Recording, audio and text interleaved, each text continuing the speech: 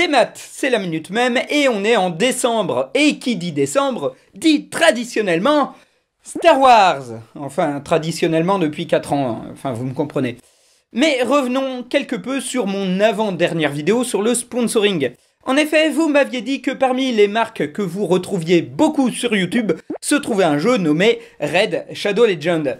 Eh bien ça tombe bien, puisque j'ai l'honneur de vous dire que ce sont eux qui sponsorisent cette vidéo. Bon, mine de rien, si leur nom apparaît beaucoup, c'est aussi parce que le jeu est plutôt bien foutu, hein. Il a été nominé en tant que finaliste pour le prix du meilleur jeu Google Play dans la catégorie choix des utilisateurs. Et il a été téléchargé par presque 15 millions de personnes ces 6 derniers mois, ce qui fait pas mal de monde, hein, on en conviendra.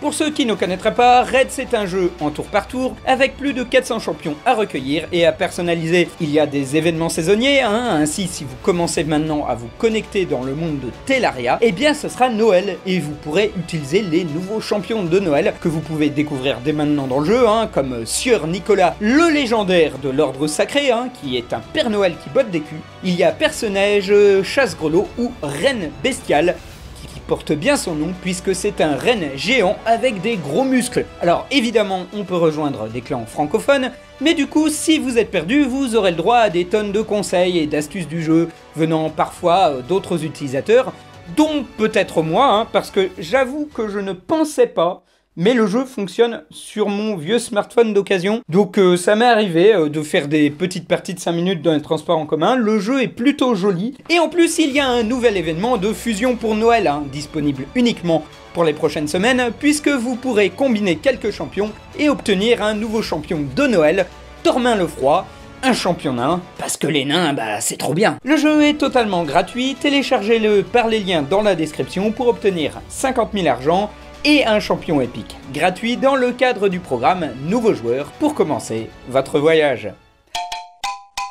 The Child est un personnage d'extraterrestre petit vert aux oreilles pointues apparu en 2019. Son aspect rappelle le personnage de Yoda issu de la saga de la guerre des étoiles, mais avec une morphologie très juvénile, ce qui lui doit son surnom de bébé Yoda.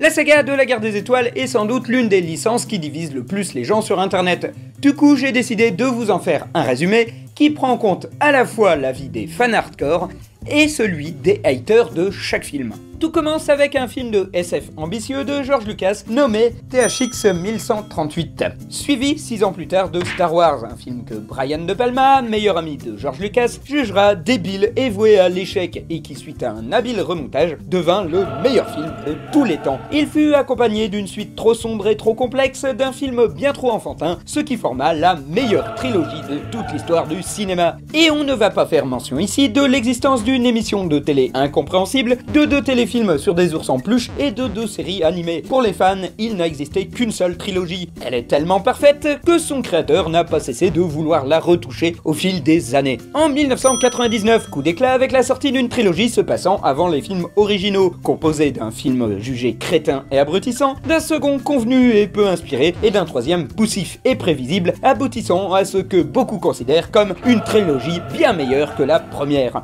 Le tout fut suivi de séries en dessins animés géniaux mais dispensables et de tout un univers étendu, bordélique, contradictoire et mal écrit dont la disparition constitue la plus grande perte de l'histoire de la licence. En 2012, on passe aux choses sérieuses lors du rachat de la licence par Disney qui donne enfin aux fans un film conforme à leur attente, au point que beaucoup le considèrent comme un remake paresseux. Outre 2 films spin-off à la fois jugés comme sympas mais complètement creux, la trilogie se dote d'une suite dont la simple évocation provoque des guerres de fans à n'en plus finir, et ce jusqu'au nouveau film de la licence qui, à peine sorti, fait déjà polémique. Un petit message à ceux qui sont actuellement en train de prendre leur clavier pour m'envoyer des vagues de commentaires rageux suite à ce que je viens de dire. Voilà, je n'évoquerai pas les autres très nombreux mèmes engendrés par la saga. Voilà, vous pouvez me détester définitivement. En même temps, si je commence maintenant, on est encore là jusqu'à Noël. Noël 2021. Face à cette guerre de fans, il faut un élu qui va unir le peuple, le sortir des ténèbres en apportant la paix. Et ce messie n'est autre que bébé Yoda. Ce surnom fait référence au personnage de Yoda, un sage de plus de 500 ans apparu dans le film L'Empire contre-attaque. Celui-ci est célèbre dans la saga pour sa grande puissance et sa sagesse, qui se trouve un peu opposée à sa petite taille, son aspect grotesque et sa conception particulière de la grammaire. Le 12 novembre 2019 apparaît un personnage que tout le monde va surnommer Bébé Yoda dans... Et là, j'ai encore un gros problème, puisqu'en évoquant les origines du personnage sur Facebook, cela a engendré cette discussion. Les journalistes passent leur temps à spoiler des trucs pas sortis en France, c'est saoulant! Oh, non, moi ça va, on m'a rien spoilé.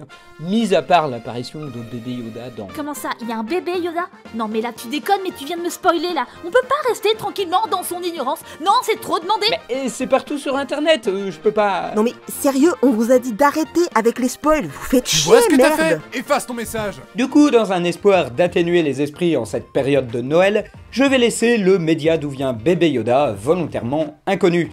Il vient peut-être de Star Wars 9, peut-être d'une série prévue pour la future plateforme Disney+, ou d'un futur jeu vidéo. Je laisse le flou en prétendant que celui-ci pourrait être issu d'un téléfilm nommé Star Wars Holiday Special 2 qui pourrait potentiellement sortir pour la fin de l'année. En tout cas, dès son apparition aux USA, l'image de cet extraterrestre quinquagénaire parcourt la planète sous le surnom de Bébé Yoda. Capture d'écran de ses apparitions, détournements, fanart, mise en comparaison avec Bébé Groot ou avec le véritable Yoda, fresque parodique avec Détective Pikachu, ou bien les retouches d'une scène de Star Wars Holiday Special 2 où il allume la radio, sans parler des mêmes qui les comparent à d'autres créatures, celles issues des films Gremlins. Ou tous ces moments où l'alien a rappelé aux internautes l'enfant qu'ils étaient à 5 ou 7 ans. Les mois de novembre et de décembre 2019 auront vu la multiplication du visage poupin de l'alien. De ce côté, Disney a soufflé le chaud et le froid. En effet, le 25 novembre, tous les gifs faisant apparaître Bébé Yoda ont disparu de Jiffy, mais l'on s'est aperçu qu'il ne s'agissait absolument pas de Disney. Au contraire, ceux-ci n'ont pas hésité à profiter de la vague pour vendre des peluches, des figurines et tout un tas de goodies à l'effigie de Bébé Yoda, surnommé The Child, pour Noël. Lorsque je comparais Bébé Yoda au Messie, je déconnais à moitié. En effet, c'est la première fois depuis très longtemps qu'on a un semblant de consensus positif autour d'un personnage. Même s'il existe toujours des grincheux qui en ont marre de le voir proliférer, cette version rajeunie d'un des protagonistes les plus célèbres de la licence est appréciée pour son aspect enfantin et décalé. La seule micro-polémique à son sujet est typiquement française, lorsqu'un tweetos s'est énervé parce que tout le monde nommait le personnage Bébé Yoda, alors qu'il s'agirait d'un alien de la race des Yaddle. Or même pas, Yaddle étant un autre personnage de la saga, apparu 18 secondes dans la prélogie. Selon certains américains, Bébé Yoda s'appellerait Yiddle. Mais en fait, on s'en fout. Parce que Bébé Yoda est surtout un argument de vente de poids. Sa popularité sur internet a poussé de nombreux internautes curieux à aller voir The Mandat de Star Wars Holiday Special 2 afin de savoir si le personnage était aussi cool qu'il n'y paraît. C'est ce que le site TV Tropes appelle le I'm Just Here for Godzilla et qui consiste à titiller sur un élément secondaire voire tertiaire d'une intrigue mais qui va rameuter les gens en masse. Ce qui ramène une autre critique à l'encontre de Bébé Yoda consistant à dire que le personnage n'est là que pour vendre des jouets. Oui. Et où est le problème? Non, parce que je vous rappelle que Star Wars est historiquement connu pour être la franchise qui a choisi de se financer, non pas par la vente de billets de cinéma, mais par tous les produits dérivés engendrés par les films. C'en est même un cas d'école, si l'on en croit cet article publié sur le Point Pop par Stéphane Lapuce et Romain Cheval. Oui, le Romain Cheval de la chaîne Archeo Toys, que je vous recommande fortement d'ailleurs. Mais surtout, cela fait de Bébé Yoda l'une des dernières grandes mascottes de 2019. Ce qui est d'autant plus intéressant quand on la met en rapport avec l'autre mascotte marquante de l'année 2019, Détective Pikachu, dont la popularité est basée sur les mêmes ressorts. Il s'agit d'un personnage célèbre de la pop culture, dont le caractère est très différent de ce qu'il est connu pour être. Et d'ailleurs, en parlant de 2019, il serait peut-être l'heure de faire le bilan, ce qui tombe bien puisque je vais vous demander à vous dans les commentaires de... J'ai laissé tourner le chrono, c'est ça? En effet, la prochaine vidéo sera mon traditionnel bilan des mèmes de fin d'année. Et comme à chaque fois, je vais vous demander en commentaire de me donner les mèmes que vous avez préférés en 2019. Vous pouvez en laisser plusieurs, voire même faire une hiérarchie, c'est pas un souci.